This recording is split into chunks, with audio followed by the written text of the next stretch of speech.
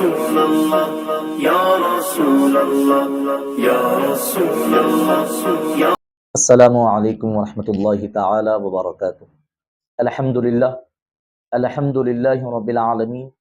والصلاة والسلام علی سید الانبیاء والمرسلین وعلی آلہ الطیبین الطاہرین واصحابہ الاکرمین اجمعین۔ فاعوذ باللہ من الشیطان الرجیم، بسم اللہ الرحمن الرحیم۔ رضی اللہ عنہم ورضوا عنہ ذلک لمن خشی ربہ۔ صدق اللہ مولانا العظیم وصدق رسولہ النبی الامین الکریم، وقال اللہ تعالی فی شأن حبیبہ الکریم، ان اللہ وملائکتہ یصلون علی النبی یا ایہا الذین آمنوا صلوا علیہ وسلموا تسلیما۔ اللہم صلی علی سیدنا محمد وعلی آلہ واصحابہ افضل صلواتک وعدد معلوماتک وبارک وسلم صلاۃ وسلاما علیک یا رسول اللہ صلی اللہ تعالی علیہ وسلم۔ اللہ رب العزت کا بے انتہا شکر و احسان ہے کہ اس نے ہمیں حضور سید عالم نور مجسم صلی اللہ علیہ وسلم کی امت بابرکت میں پیدا فرمایا، اور کرم بالائے کرم اولیاء کرام سے استفادے کے ساتھ جڑے رہنے کی توفیق اور سعادت نصیب فرمائی۔ محترم حاضرین و سامعین کرام، آج ہم جس عبقری شخصیت عظیم المرتبت ذات کا تذکرہ کرنے کے لیے جمع ہیں، ذکر خیر کرنے کی سعادتیں حاصل کر رہے ہیں، آپ کی شخصیت ویسے تو محتاج تعارف نہیں ہے، نہ صرف اہل دکن کے لیے، نہ صرف اہل ہندوستان کے لیے، بلکہ اقطاع عالم کے کونے کونے میں جہاں کہیں فقہ حنفی سے تعلق رکھنے والے، فقہ حنفی پر چلنے والے ہوں، ہر ایک کے نزدیک آپ کی شخصیت محتاج تعارف نہیں ہے، بلکہ آپ کی شخصیت مقتدی اور عظیم المرتبت ذات کے طور پر مان لی گئی ہے، مسلمہ حیثیت آپ کو حاصل ہے۔ لیکن ہم اب حصول برکت کے لیے آپ کا ذکر کرنے کی سعادتیں حاصل کرتے ہیں۔ ابھی حالیہ آپ کے عرس مبارکہ کی برکتیں اور سعادتیں حاصل ہوئی ہیں، اسی کے ضمن میں انوار اسلام نیٹ ورک اور تحریک اصلاح اعمال کی جانب سے یہ سلسلہ، جس میں آپ اور ہم ہمیشہ ہر مہینہ مختلف عنوانات کے ساتھ مختلف علماء کرام کے جلیل القدر خطابات سماعت کرتے ہیں، اسی کی ایک کڑی جس میں ہم اور آپ جمع ہیں، کہ جس میں ہم آج حضور محدث دکن سیدنا عبداللہ شاہ نقشبندی مجددی قادری رحمۃ اللہ تعالی علیہ کا تذکرہ کرنے کی سعادتیں حاصل کریں گے۔ محترم ناظرین کرام، سب سے پہلے تو یہ بات واضح رہے کہ اولیاء کرام کا، اپنے محسنین کا تذکرہ کرنا یہ ایک زندہ قوم ہونے کی علامت ہے۔ وہ قوم یقیناً زندہ قوم کہلاتی ہے جو اپنے محسنوں کو یاد کرتی ہے اور ان کے بتائے ہوئے طریقے، ان کے بتائے ہوئے تعلیمات پر چلتے ہوئے آگے کے منازل اور مدارج کو طے کرتی ہے۔ وگرنہ اگر ہم اپنے محسنوں کو یاد نہ کریں اور ان کے تعلیمات اور ان کے ارشادات سے رہنمائی حاصل نہ کریں، تو پھر سب سے پہلے تو یہ مسئلہ درپیش ہوتا ہے کہ ہم جن چیزوں پر تجربے اور جن چیزوں پر تحقیقات ہو چکی ہیں، انہی تحقیقات میں پھنسے رہ جائیں گے۔ اور الحمدللہ اہل سنت و جماعت کو یہ سعادت حاصل ہے کہ ہم بزم طریقت ہو کہ ایوان شریعت ہو، ہر دو منزلوں میں ہم اپنے اکابرین سے ان کے تجربات اور ان کے تحقیقات کی روشنی میں، بجائے پیوستہ مسائل میں الجھے ہوئے ہونے کے، ہم ان کے تجربات اور ان کی تحقیقات کی روشنی میں آگے بڑھتے ہیں، اور وہ مسائل اور وہ مراحل جو ہمیں درپیش ہوں، ان کے تعلیمات کی روشنی میں انہیں طے کرنے کی سعادتیں اور برکتیں حاصل کرتے ہیں۔ اسی سلسلے میں یہ حضور محدث دکن کا ذکر کرنے کی ہم سعادتیں حاصل کر رہے ہیں کہ سب سے پہلے تو یہ جان لیں کہ آپ کی سیرت مبارکہ، آپ کی ولادت باسعادت کیسے ہوئی اور آپ کا کیسے خاندان سے تعلق رہا ہے۔ اس حوالے سے سیرت نگار اتفاق کرتے ہوئے متفقہ طور پر یہ بات نقل کرتے ہیں کہ آپ نجیب الطرفین حسینی سادات میں سے ہیں، اور یہ ایسا گھرانہ ہے جس گھرانے میں اس بات کا التزام رکھا گیا ہے کہ نسب کی حفاظت کے لیے خاندان میں اور آپسی رشتہ داریوں میں ہی رشتے طے کیے جاتے رہے تاکہ نسب مبارکہ کی حفاظت ہوتی رہے۔ اور الحمدللہ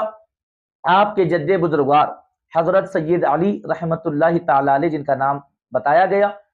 کہ حکم پاک مصطفیٰ صلی اللہ علیہ وسلم پر آپ مکہ معظمہ سے روانہ ہوئے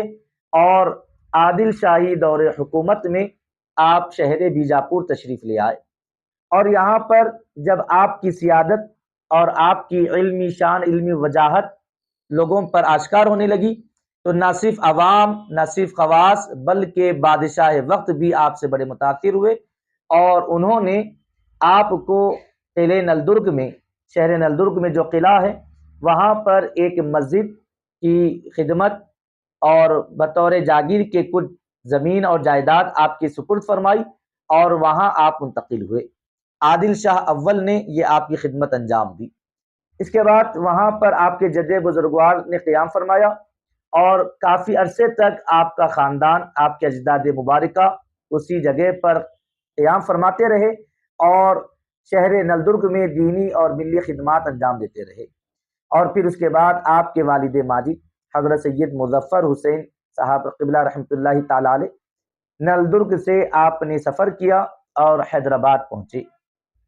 یہاں پر پہلے تو آپ نے خود بھی اکتساب علم فرمایا اور تمام علوم میں مہارت تامہ حاصل کی، اور حضرت مسکین شاہ صاحب قبلہ رحمۃ اللہ تعالی علیہ کے دست حق پرست پر آپ نے بیعت کی اور اپنے روحانی مدارج کو طے فرمایا۔ حضور محدث دکن سیدنا عبداللہ شاہ نقشبندی مجددی قادری رحمۃ اللہ تعالی علیہ آپ ہی کے شہزادے ہیں، اور آپ کی ولادت باسعادت 10 ذی الحجہ 1292 ہجری کو شہر حیدرآباد میں ہوئی۔ اور جیسے کہ قدرت کا یہ قانون ہے کہ جب کوئی عبقری شخصیت کا اس عالم فانی میں وجود ہونا، آمد ہونا مقصود ہوتا ہے تو اللہ رب العزت پہلے ہی سے ان کی تذکرہ اور ان کا چرچا فرما دیتا ہے۔ ایسے ہی حضور محدث دکن سیدنا عبداللہ شاہ نقشبندی مجددی قادری رحمۃ اللہ تعالی علیہ کے ساتھ ہوا کہ آپ کی والد ماجدہ فرماتی ہیں، جو کہ خود بھی حسینی سادات میں سے ہیں اور حضرت گل بادشاہ رحمۃ اللہ تعالی علیہ کی شہزادی ہیں۔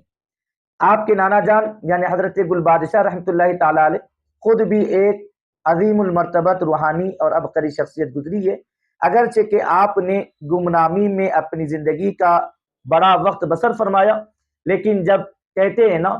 کہ خوشبو چھپائی نہیں چھپتی، ایسے ہی جب آپ کی سیادت اور آپ کی کمالات جب لوگوں کے سامنے آشکار ہونے لگے تو خود بخود لوگوں میں آپ کا چرچا ہونے لگا، اور نہ صرف عوام و خاص بلکہ عمرائے وقت بھی آپ کی خدمت میں حاضری دینا باعث سعادت سمجھا کرتے۔ الغرض آپ کی والدہ ماجدہ فرماتی ہیں کہ آپ کی حمل قرار پانے سے پہلے، آپ کے حمل میں آنے سے پہلے کی بات ہے کہ آپ نے دیکھا کہ ایک مجذوب بزرگ تشریف لے آئے۔ آپ فرماتی ہیں کہ آپ کی حمل میں آنے سے قبل ہی ایک لڑکے کا انتقال ہو چکا تھا شیرخواری کے عالم میں، یعنی آپ کے بڑے بھائی وصال کر چکے تھے، بالکل دودھ پینے کی عمر میں ان کا انتقال ہو چکا تھا، اور اسی صدمے میں آپ کی والدہ ماجدہ بڑی گمسم رہا کرتی، بڑی متفکر رہا کرتی، اور آپ فرماتی ہیں کہ ایک مرتبہ ایک مجذوب بزرگ تشریف لے آئے اور ارشاد فرمایا کہ تم مغموم نہ ہو، بلکہ اللہ رب العزت تمہیں اس کا نعم البدل عطا فرمائے گا، اور وہ دیکھو آسمان کی طرف تمہارا بچہ چلا رہا ہے۔ آپ کی والدہ ماجدہ فرماتی ہیں کہ مجھے پہلے تو یہ خیال ہوا کہ میرے جو بچے کا انتقال ہو چکا ہے، شاید یہ اللہ کے برگزیدہ اور یہ مجذوب بزرگ ہیں، ان کی دعا سے میرا وہی بچہ آ رہا ہو۔ آپ نے پہلے تو یہ خیال فرمایا، اور پھر جب آسمان کی جانب دیکھا تو آپ فرماتی ہیں کہ میں کیا دیکھتی ہوں کہ ایک نورانی چراغ، ایک نورانی قندیل ہے جو میرے گھر کی طرف اتر رہا ہے۔ محترم ناظرین کرام، یہی نورانی قندیل جب اس عالم فانی میں ظاہر ہوتی ہے تو دنیا عالم کو علم حدیث سے مصطفیٰ جان رحمت صلی اللہ علیہ وسلم کے ارشاد مبارکہ سے فیضیاب کرتی ہوئی دنیا عالم میں جب چھاتی ہے تو دنیا آپ کو محدث دکن کے نام سے یاد کرتی ہے۔ محترم ناظرین کرام، اس طرح آپ کی ولادت باسعادت کا معاملہ رہا کہ وہ خواب کے بعد ہی آپ کی والدہ ماجدہ فرماتی ہیں کہ آثار حمل ظاہر ہونے لگے اور پھر آپ اس عالم فانی میں تشریف لے آئے، اور پھر آنے کے بعد آپ کا بچپنا بھی ایسا ہی پاک باز رہا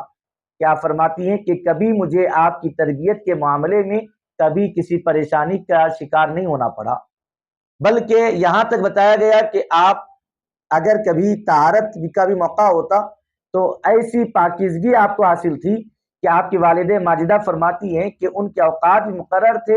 اور میں بہت ہی آسانی کے ساتھ ان کی خدمت بھی، یعنی اپنے بیٹے کے یہ فرائض کو بھی انجام دے لیا کرتی، کسی قسم کی دقت پیش نہ آتی۔ یعنی آپ کی طبیعت میں ابتدا سے ہی ایسی پاکیزگی آپ کی طبیعت میں ودیت کر دی گئی کہ آپ بڑے ہونے کے بعد جبکہ احکام طہارت، غسل و فرائض، غسل و وضو کے مسائل اور احکام سے واقفیت ہونے کے بعد ہی نہیں بلکہ بچپنے میں ہی بڑی ہی طہارت اور پاکیزگی کا اہتمام فرماتے، اور پھر طبیعت میں ایسی شگفتگی آپ نے پائی تھی کہ بتایا جاتا ہے کہ کسی معاملے میں آپ ضد نہ فرماتے، بلکہ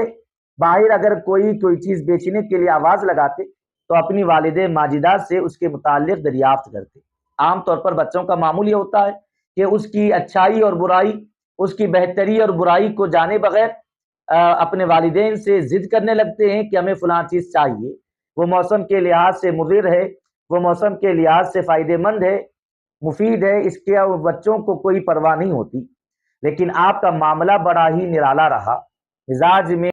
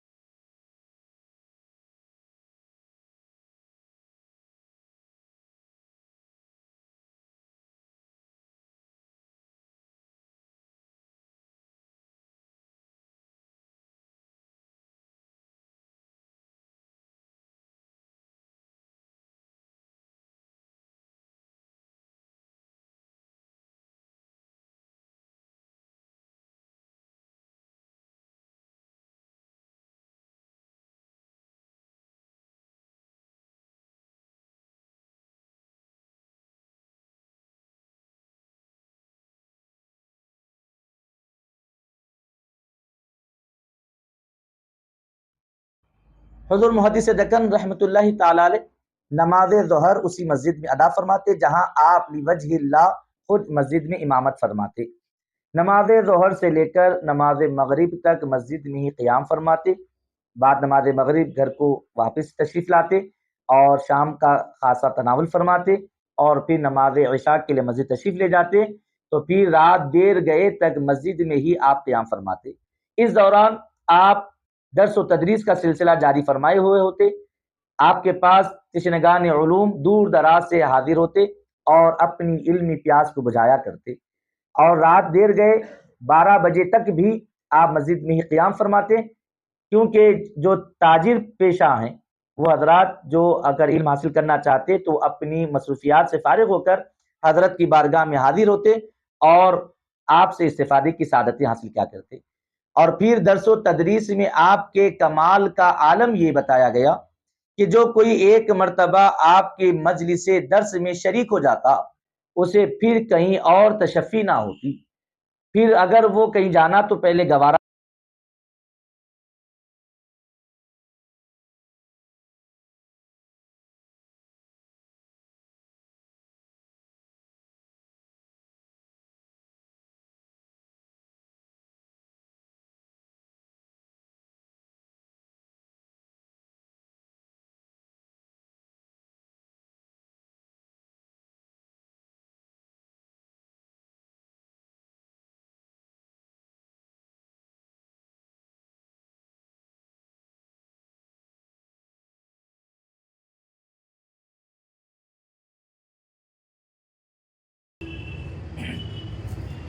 الغرض محترم ناظرین کرام، حضور محدث دکن سیدنا عبداللہ شاہ نقشبندی مجددی قادری رحمۃ اللہ تعالی علیہ کے درس میں شریک ہونے والوں نے یہ اپنے دلی جذبات کا اظہار فرمایا ہے، جن سے کتب سیر، کتب تاریخ آپ کی بھری پڑی ہوئی ہیں، کہ کہا جاتا کہ ہم آپ کے درس میں ایسا مستفید ہوتے ہیں کہ اگر صاحب کتاب سے بھی ان مسئلوں پر اگر استفادہ کیا جائے تو ایسی تشفی نہ ہوتی جو آپ کے مجلس درس میں شریک ہونے والوں کو تشفی اور اطمینان حاصل ہو جایا کرتا۔ الغرض محترم ناظرین کرام، حضور محدث دکن سیدنا عبداللہ شاہ نقشبندی مجددی قادری رحمۃ اللہ تعالی علیہ، یوں تو حضرت بخاری شاہ صاحب قبلہ رحمۃ اللہ تعالی علیہ کی آپ نے جو خدمت انجام دی اور آپ نے استفادہ کیا، اکتساب فرمایا، تو اس پر آپ نے یعنی آپ کی پیر کامل حضرت بخاری شاہ صاحب قبلہ رحمۃ اللہ تعالی علیہ نے سلسلے قادریہ و نقشبندیہ میں آپ کو خلافت و اجازت سے سرفراز فرمایا، لیکن آپ کا کمال ادب دیکھیں، اپنے پیر کے حین حیات کبھی آپ نے کسی کو بیعت نہیں کیا، کسی کو مرید نہیں فرمایا، بلکہ اگر کوئی ارادہ ظاہر کرتے، خواہش کرتے تو آپ اپنے مرشد سے، اپنے شیخ کامل سے متوجہ ان سے رجوع کروا دیتے اور اپنے شیخ کامل کی بارگاہ میں پہنچا دیتے۔ اس طرح آپ نے اپنے شیخ کامل کا ادب کر کے دکھایا ہے، اور پھر بعد وصال شیخ کامل آپ نے ارادت لوگوں کو بیعت کرنا شروع کیا، تو پھر مختصر سے وقت میں ہی بتایا جاتا ہے کہ 5 لاکھ سے زائد لوگوں نے آپ سے بیعت کی سعادتیں حاصل کی، اور ایسا نہیں ہے کہ ایک مرتبہ بیعت کر لیتے اور چلے جاتے، جیسے کہ آج بھی بہت سارے معاملات ہم دیکھتے ہیں کہ لوگ بیعت تو ہو جاتے ہیں لیکن شیخ سے نہ مرید کا کوئی تعلق ہے، نہ مرید کا شیخ سے کوئی تعلق ہے، بس غلامی کا پٹا گلے میں پڑا ہوا ہے، نہ ہی رشد و ہدایت ہے، نہ ہی تعلیم ہے، نہ تعلم ہے، نہ کوئی توجہ ہے، کچھ نہیں، کیا ہے؟ لیکن محدث دکن سے نسبت بیعت کی شان رہی کہ بتایا جاتا ہے کہ جو کوئی آپ سے نسبت غلامی کو حاصل کر لیتا، یک بیک اس کی زندگی میں انقلاب پیدا ہو جاتا اور وہ اپنی زندگی میں بالکل تبدیلی اس کے واقع ہو جاتی۔ وہ دنیا میں پہلے کیسا ہی رہا ہو، جیسے ہی داخل سلسلہ ہو جاتا، نسبت حاصل کر لیتا، تو فوری اس کا دل دنیا سے اچاٹ ہوتا اور وہ اللہ کی طرف مائل، اللہ کے راستوں کی طرف مائل ہوتا، نماز پنجگانہ کے علاوہ ذکر و شغل میں مصروفیت حاصل کر لیا کرتا۔ یہ معاملہ آپ کا رہا۔ اسی خاطر بالکل آپ کی سیرت مبارکہ میں یہ بات بھی بطور خاص بیان کی گئی ہے کہ آپ اپنے شیخ کامل کے وصال ظاہری کے بعد جب اپنی مسجد میں ہی نماز فجر ادا فرماتے تو نماز فجر کے بعد آپ جو ہے توجہ فرماتے، مراقبہ فرماتے، اور اپنے مریدین کو یہ تاکید بھی فرماتے کہ جو قریب میں رہتے ہوں وہ بالکل یہاں پر حاضر ہو کر توجہ حاصل کریں، اور جو دور دراز بھی ہوتے ہوں تو وہ اپنے اپنے مقام پر بعد نماز فجر ذکر و اذکار میں مشغول ہوتے ہوئے حصول توجہ کے لیے بیٹھیں، تاکہ حضرت کے نسبت کی برکت سے جہاں کہیں ہوں حضرت کی توجہ اور برکتوں سے مستفید ہو سکیں۔ یہی تو پیری مریدی کی اصل ہے، یہی تو بیعت کی حقیقت ہے کہ جب ہم کسی کو اپنا مرشد برحق مان لیتے ہوں، کسی کے ہاتھ پر ہم بیعت کر لیتے ہوں، تو پھر بزرگوں کی تعلیمات میں بتایا گیا ہے کہ مرید جہاں کہیں ہو اپنے شیخ کی باطن سے وہ محروم نہیں رہتا، اس کے ساتھ اس کا شیخ ہمیشہ موجود رہتا ہے۔ اور یہ تب کمال کی بات ہو جاتی ہے جب آدمی مرید ذکر و اذکار میں مشغول ہو اور اس کو اپنے شیخ کی برکتیں اور توجہات حاصل ہو جائیں۔ اور الحمدللہ یہ حضور محدث دکن سیدنا عبداللہ شاہ نقشبندی مجدد قادری رحمۃ اللہ تعالی علیہ سے نسبت غلامی رکھنے والوں نے بھرپور ان باتوں سے استفادہ کیا ہے، بہت حد تک یہ لطف اندوز ہوتے رہے ہیں۔ الغرض محترم ناظرین کرام، یوں تو حضرت والا کی سیرت مبارکہ اتنی طویل ہے کہ اگر ہم ان کی حیات مبارکہ کے ایک ایک پہلو پر اگر گفتگو کرنے جائیں تو پھر یہ مختصر سے نشست اس کے لیے ناکافی ہوگی، اس کے لیے تو بڑی طویل جو ہے مجلسیں درکار ہیں، لیکن ہم حصول برکت کے لیے جتنی سعادت ہمیں حاصل ہوتی جاتی ہو اتنا تذکرہ کرنے کی ہم سعادتیں حاصل کرتے ہیں۔ جہاں تک آپ کی عاجزی اور سادگی کی بات ہے تو بتایا گیا کہ آپ بہت ہی سادہ زندگی بسر فرماتے اور اپنے اندر کسی قسم کی کوئی امتیازی بات اپنے اندر نہ پاتے، نہ ہی کسی کو اس کا مظاہرہ کرنے کی اجازت عطا فرماتے، بلکہ ایک موقع پر ارشاد فرمایا گیا، بتایا گیا کہ موسم گرما میں اسی مسجد میں جہاں حضرت امامت فرماتے، مسجد علی آقا جس کا نام ہے حسین علم میں،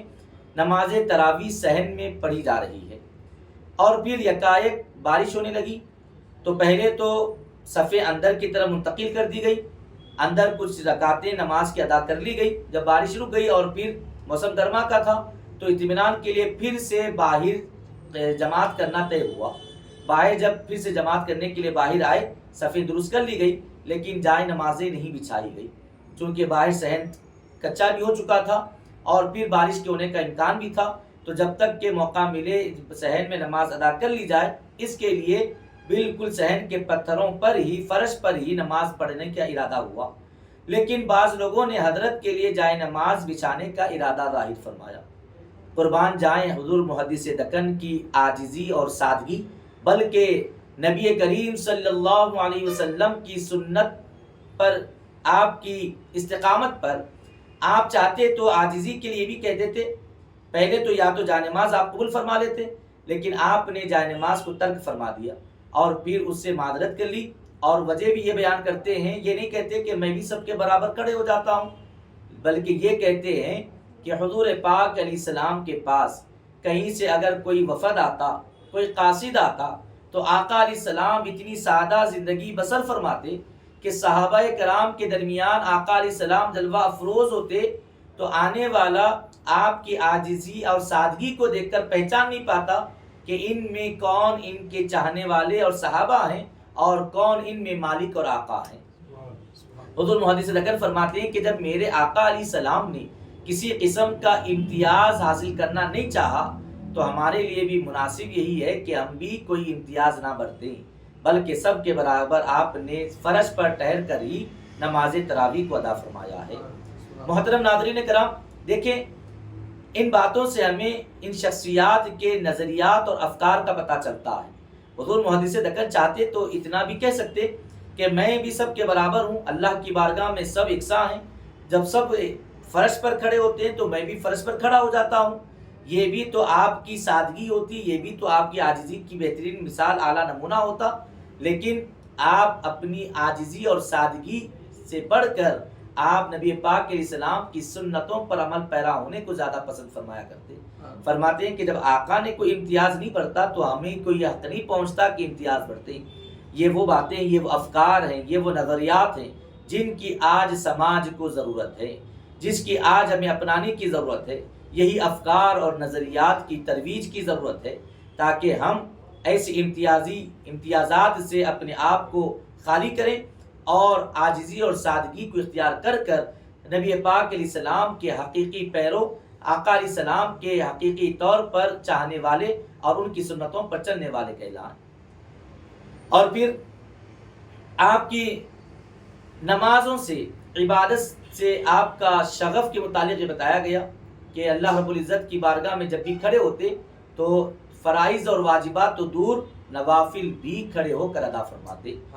کئی مرتبہ ایسے ہوتا کہ آپ بڑے ناتوان اور کمزور ہو جاتے کسی مرض وغیرہ کی وجہ سے، عذر کی وجہ سے، اور لوگ آپ کو بیٹھ کر نماز ادا کرنے کے لیے عرض بھی کرتے، تب بھی آپ قبول نہ فرماتے. بلکہ ایک وقت کی بات بتائی گئی کہ آپ کو بڑی شدت سے بخار ہے اور آپ نماز کے لیے تشریف لائے ہوئے ہیں. ایسے میں کسی نے آگے بڑھ کر عرض کی کہ حضرت آپ کو بخار بھی ہے، آپ بیمار بھی ہیں اور آپ علیل بھی ہیں، کمزوری کے آثار بھی آپ سے ظاہر ہیں، بہتر اور مناسب ہے کہ آپ بیٹھ کر نماز ادا فرما لیں. تو آپ نے اس کہنے والے کی طرف توجہ کرتے ہوئے مسکراتے ہوئے ارشاد فرمایا، ہر چند، ایک فارسی کا شعر آپ پڑھتے ہیں، فرماتے ہیں کہ ہر چند پیر وہ خستہ دل وہ ناتواں شدم، وہ ہر گاہ کے تذکرے ذکر دوست شنیدم جواں شدم. آپ کہتے ہیں کہ ہاں یقیناً میں کمزور ہو چکا ہوں، یقیناً میں بزرگ ہو چکا ہوں، یقیناً میں ناتوان ہو چکا ہوں، لیکن جب بھی اپنے دوست کا، اپنے محبوب کا ذکر سنتا ہوں تو جوان ہو جاتا ہوں. ناظرین کرام، یہ اللہ کی عبادت کا شغف رکھنے والوں کی شان ہے. ان کے لیے جسمانی مرض، ان کے لیے جسمانی کمزوری کوئی معنی نہ رکھتی. ان کا عشق ایسے جوان ہے، ان کی محبت ایسی جوان ہے، ان کے باطن ایسے توانا ہیں کہ جب یہ اللہ کے ذکر میں کھڑے ہو جاتے ہیں تو پھر جسمانی کمزوری ان کے معنی اور حائل نہیں ہوتی، بلکہ جوان بھی، نوجوان بھی ان کی ہمتیں جواب دے جاتی ہیں، لیکن ان کے قدم میں کوئی، قدم استقامت میں کوئی لغزش واقع نہیں ہوا کرتی. آپ فرماتے ہیں کہ یقیناً میں بوڑھا ہو چکا ہوں، یقیناً میں کمزور ہو چکا ہوں، ناتوان ہو چکا ہوں، لیکن جب ذکر یار ہوتا ہے، جب محبوب کا ذکر ہوتا ہے تو پھر میں اپنے اندر ایسی توانائی محسوس کرتا ہوں کہ میں اپنے آپ کو جوان سمجھتا ہوں، اپنے آپ کو جوان پاتا ہوں. محترم ناظرین کرام، جن کو یہ لذتیں حاصل ہو جاتی ہیں، یقیناً ان کے لیے یہ چیزیں کوئی معنی نہیں رکھتی. جسمانی کمزوری اور ناتوانی ان کے لیے کوئی میٹر نہیں رکھتی، بلکہ وہ اپنی رب کی عبادتوں میں ایسے مصروف اور منہمک ہو جایا کرتے ہیں. اور جہاں تک آپ کی اپنی مریدین کی تربیت اور ان پر توجہ کی بات ہے تو بڑا حلقہ آپ کے مریدین کا ہے. جیسے کہ ابھی عرض کیا گیا کہ 5 لاکھ سے زائد لوگ آپ کے حلقے ارادت میں داخل ہو چکے تھے، لیکن آپ روزانہ بعد نماز فجر جب اذکار ادا فرماتے تو اپنے تمام مریدین کی جانب توجہ فرماتے، اور جو بھی اپنے اپنے مقام پر حصول توجہ کے لیے توجہ کرتے بیٹھتے، یقیناً وہ اپنے شیخ کی توجہات اور برکتوں کو حاصل فرمایا کرتے. محترم ناظرین کرام، اور پھر جہاں تک بیعت کرنے، مرید کرنے کی بات ہے تو یقیناً 5 لاکھ سے زائد لوگوں نے آپ سے استفادہ کیا ہے، لیکن اس کا مطلب یہ نہیں ہے کہ آپ بغیر کسی فرق کے، بغیر کسی تنبیہ کے، بغیر کسی پابندی کے آپ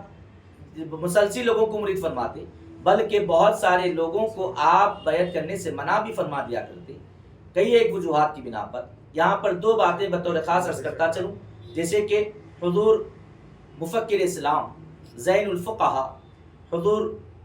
مفتی خلیل احمد صاحب قبلہ دامت برکاتہم العالیہ،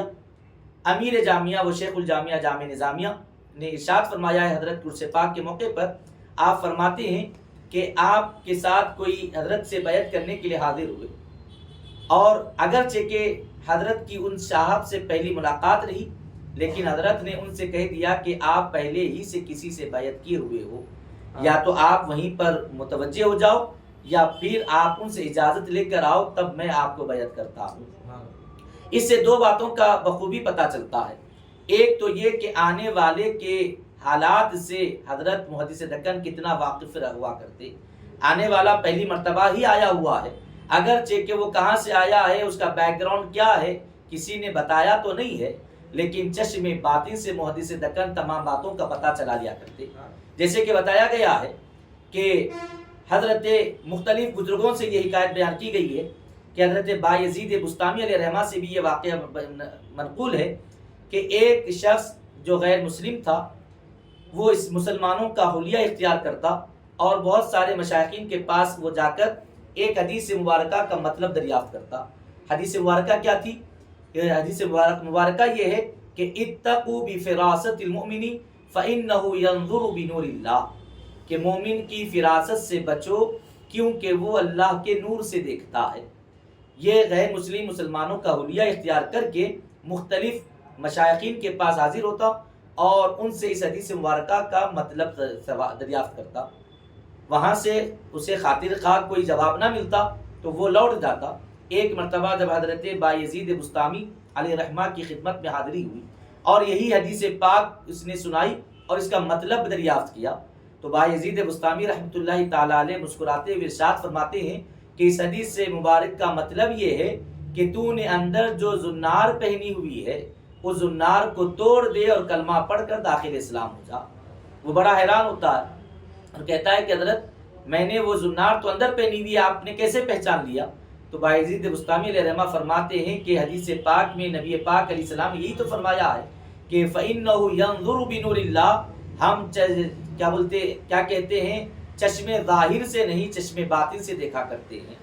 لہذا میں نے تجھے پہچان لیا ہے، زنار توڑ کلمہ پڑھ اور داخل اسلام ہو جا. تو بزرگوں نے ارشاد فرمایا کہ اہل اللہ کے پاس جب کبھی جاؤ تو اپنے دلوں کو سنبھال کر جاؤ. ان کی نظریں صرف جبین